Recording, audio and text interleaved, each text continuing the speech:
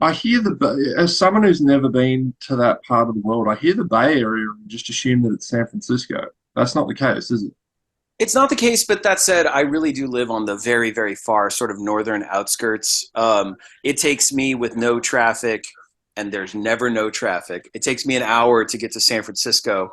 And I moved there about 2.5, 3 years ago, just looking for a little bit more space because my wife and I had a kid.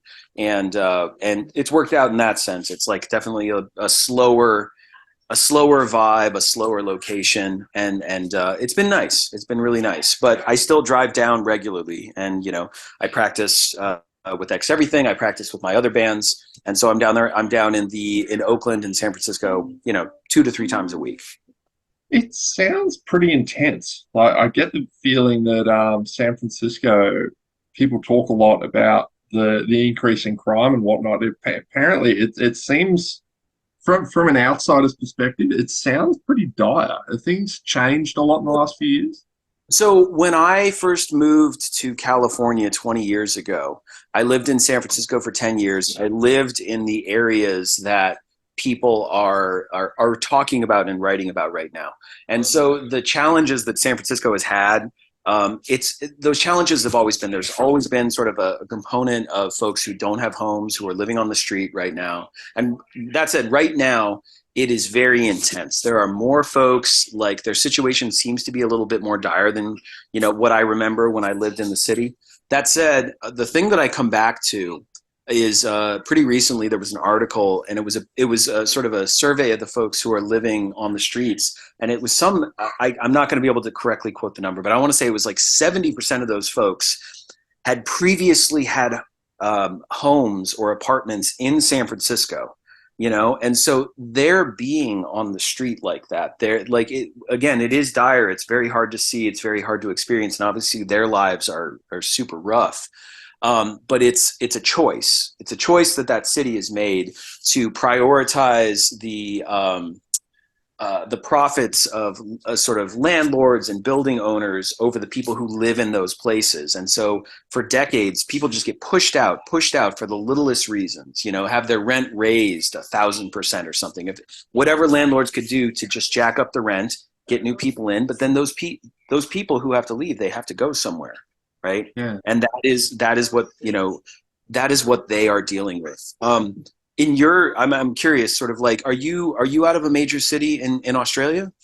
So yeah, I'm in Brisbane, which is the capital city of Queensland, and it's yeah, like the cost of living is hitting everyone. It's Yeah. just it's pretty horrifying. In Um, your years there, have you seen an uptick in unhoused folks as that particular problem that you just mentioned has yeah, people are living in their cars now because they just can't. yeah, Some people, their rent has just skyrocketed. yeah. I've been fortunate to be fairly insulated from it, but yeah, it's not good, man. Not good. Yeah, it's Yeah. really rough. And to see it, it's such a clear choice. It's a clear choice that these cities have made, that the folks living in these cities, to not prioritize the well-being of these folks. And in particular, San Francisco is pretty bad in that sense, but it's not bad in that it's some kind of hellhole. Have you ever been to San Francisco? I haven't no. One of the, I mean, I'll back San Francisco to the hilt. It is a unique city in this world in terms of how it's located on the coast, the architecture, the history. It is beautiful, and like there is such interesting culture and people and food, everything that you can want that city has generated that stuff. It is a jewel in the United States, but it is not viewed that way, because it is viewed entirely right now. It is primarily viewed from the lens of like, oh, it's this hellhole. It isn't. Those folks that say it's a hellhole are lying to everybody else for their own sort of political ends. But there are real problems at the same time, and trying to figure out how to deal with that and process it. It's hard. You know. Now, X Everything is named after a Fight Amp song. The track Survival is Strange was my most played song of all of last year. That was my introduction to them. Good. That is the Oh, best. It is one of the best bands. I love that band. I love the band that has kind of come out of that band, Rid of Me. I love them even more. mhm. They're excellent, and we are absolutely named after that song. Yeah. what are some of the influences that have gone into the X Everything sound? Because I'm hear a bit of one of my favorite bands, Unsane, in the mix. Hmm. You know, a little bit of that, just that kind of harsh guitar and maybe the guitar and vocal delivery. What is what's gone into it? For sure, like the kind of like the that sort of noise rock ethos that Unsane are a part of. That's something that's kind of built into the DNA of a couple of us in the band, and it's something that clearly shines through in the music. I'd say that for me, writing a bit of the music, bands like Craw, musicians like Richard Dawson, like they're very important to me in terms of guitar and the way that they create these songs.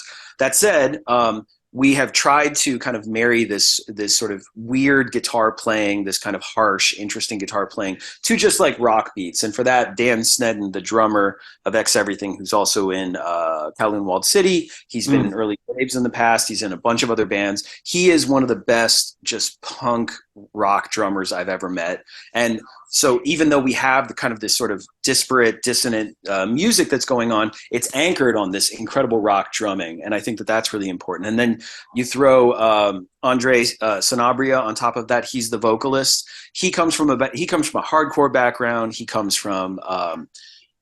He's actually he did a band called Blow Up Nihilist for years. That was kind of this harsh noise, hardcore one man band. It was him, just with like a lot of kind of synth and heavy music and beats around him.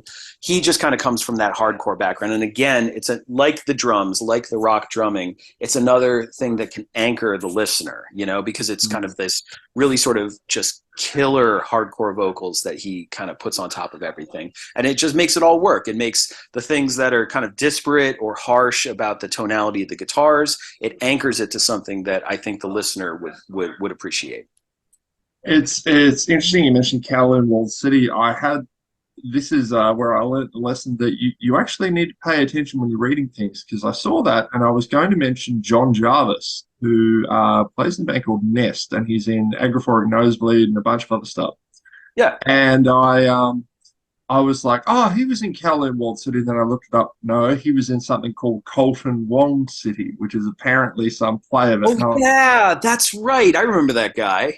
yeah. Yeah, yeah, So yeah. I did all of his, if you are familiar with his band Nest at all, I did all of their album artwork. Oh, So cool. That's awesome. yeah, yeah. Yeah. Do Um, you do you know his Walled City band? Do you know how that actually does relate back to me and one of my other bands? Are you I'm not aware? sure. No, no. I'm just assuming that he kind of based it off of the, hence the name, or Yeah, yeah, no. yeah. Well, it's just kind of funny, and I'll do this really briefly. So, I'm in a band called Kowloon Walled City. We've been around for a long time. So his project, it's baseball themed, right? Mm, It's a American baseball theme. So I am in a band called I am also in a band called Puig Destroyer. Puig, Yasiel Puig, is an American baseball player, and we again, the shortest version of the story is that we had a band and we released a couple of EPs and one album where we did kind of like harsh hardcore, but the lyrics are all about baseball. And so again, that was Puig Destroyer, obviously a play on Pig Destroyer. He's an agoraphobic nosebleed. So all of us, all of a sudden, one day, he released this album, the Coltoon Walled City, I whatever the think name that is. Colton Wong, maybe, yeah, something like Yes, that. yes, yeah, yeah, yeah.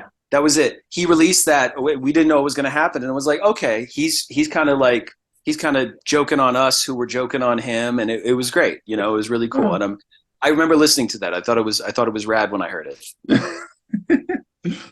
What were some of your formative live music experiences growing up? What were some of I remember Henry Rollins loved to tell the story of how he and Ian MacKaye and everyone, they all piled into a car as teenagers and went and saw the Ramones. And he was like, everyone in that car who went to that show went on to form bands. It just blew their minds. Do you have anything like that? So I got two that come to mind. One, when I was 13, it was like 1994, I want to say, and my dad, who was right over here actually, Mm. sort of funny, he took me to see Foo Fighters on their first tour or one of their first tours on their first album. And we were actually at a venue in Cleveland, Ohio, called the Agora Theater, and that was the first time I ever saw a mosh pit. That was the first time Hmm. I'd ever, like, been exposed to so much loud music. It was really something, and it stuck with me forever. Um, but kind of on the flip side of that, like a lot of what really defined me as a musician are things that I picked up at college. And again, I'm not sure if in Australia it works this way, but in 25 years ago when I went to college or whatever, a lot of bands went through the colleges. They would do tours and they'd play coffee shops or like small Hmm. venues that were on colleges. So at my college that I went to, a ton of bands came through. So I actually remember one of the first shows I ever saw at my college when I was like 19 was a band called Unwed Sailor. They were and they were just incredible. They just blew my mind. They were on an independent label. They were a punk band, instrumental band, and they were playing a coffee shop. And it was just so intense and so beautiful. And it stuck with me forever. And pretty soon after that, I started writing music because it's all of a sudden seemed accessible, something that, was that interesting and that, I mean, professional. I mean, I guess serious is what I mean. That music that was that serious, but it was at a coffee shop at my fucking college. You know what I mean? Hmm. Like, I could do that shit. And then I started writing music. Yeah. What were what are some of in the years that you spent touring? What are some of your favorite places to tour and why? Man, I gotta say, so I love playing the Pacific Northwest. Whenever we play Portland, Seattle, it's incredible. I love playing New York City. We play almost the same venue every time, which is St. Vitus. It's this incredible venue in New York City. I know We the seem to have a name. really Yeah. good. Yeah, yeah, it's fantastic. Kowloon Walled City is actually going to play there pretty soon again for a big show. Uh, I very within the last couple of years, I finally played Chicago, Illinois for the first time, which was great. But one of the most memorable shows I'll actually point to was actually in it was in Portugal. Porto is one of the big towns in Portugal. It's Lisbon and then Porto. There was a festival there. There is a festival there every year. It's called Amplifest. They invited Kowloon Walled City to play, and it was just the everything about it was eye opening. I had not known much about Porto. It's one of the most beautiful cities I've ever seen ever. The people were incredible. We were treated so well, and then it was just a fantastic show. Um, so I'd say those were my go tos. And then actually, there's one venue in London. We've played the Underworld in London a Hmm. number of times, and it's always just great. It's the perfect small venue. It's absolutely the place you want to play if you love to play music to like small crowds of people who give a shit about what you're doing. So yeah, those would be my 3, 4. Can you imagine if you could somehow go back in history and play a punk show in the actual Kowloon walled city? Can you Mm, imagine that? that would be nuts, man. That would be incredible. That place and that time are super interesting. They obviously mean a lot to the folks in the band just because of what it was and ultimately what ended up happening to it. The fact that it was just destroyed, it was decimated, it was sort of paved over. Everything about what happened to those people in that place is just such an interesting moment in time and a little bit of a cautionary tale. I was not in the band Kowloon Walled City when they started, so the naming of the band was I didn't have anything to do with Mm. that. But the neighborhood in San Francisco where the band kind of formed is this neighborhood called the Tenderloin. Going back to what you first mentioned about sort of the views of San Francisco, the problems of San Francisco are all concentrated there. Homelessness, drugs, violence, everything. It's all there. And so the name Kowloon Walled City was also a little bit of a reflection about kind of looking around at these skyscrapers that we're surrounded by and all of this trouble that, is on the streets, and just kind of thinking like this moment in San Francisco seems comparable in some way to Kowloon Walled City. Mm. So it was a really interesting time and a really interesting place. And I would have loved to have seen it. How old are you actually? I'm 38. You're I 38. Yeah, it's Did you funny, ever man. see it? Did you ever get a chance? Because I know people who are our age Mm. who had the opportunity when they were much younger to fly to Hong Kong, and apparently the when you're flying into Hong Kong, it would take you directly over Kowloon Walled Yeah, City. the plane. So it's interesting, actually. I like a lot of nerds. I imagine my first exposure to Kowloon City was in Call of Duty Black Ops. That's not what I thought you were going to say. That's No, interesting. no, it That, was that they had an entire part of the campaign was set in Kowloon Walled City, so you were getting chased through it during the rain with all the rain pouring down and the planes coming over. It's look it up on YouTube, man. It's a bit of a trip. the one that I tend to hear is the movie Bloodsport. Are you familiar with that I movie? know, I know of it. Yes. Yeah, that movie, which was growing up in the U.S., growing up in the '80s, that was played on sort of our everyone's accessible TV. That movie was played all the time, and it Hmm. was filmed in Kowloon Walled City, and parts of it were ostensibly set in Kowloon Walled City. So that was like the thing that lodged Walled City in the back of my head when I was a Mm. kid.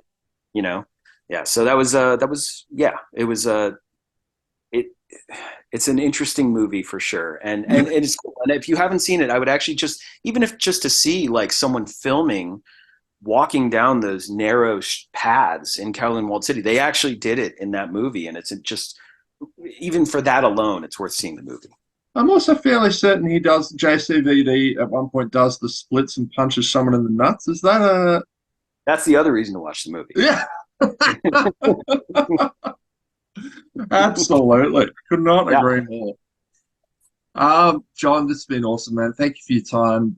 The album is fantastic. thank you. Yeah, from the second that opening riff hit, I was like, I need to talk to this band. I like it. This is good. So, yeah, man. And I realized too, as we were speaking, that were you in the band? Were you in Kowloon when they wrote a song called "50's Dad"?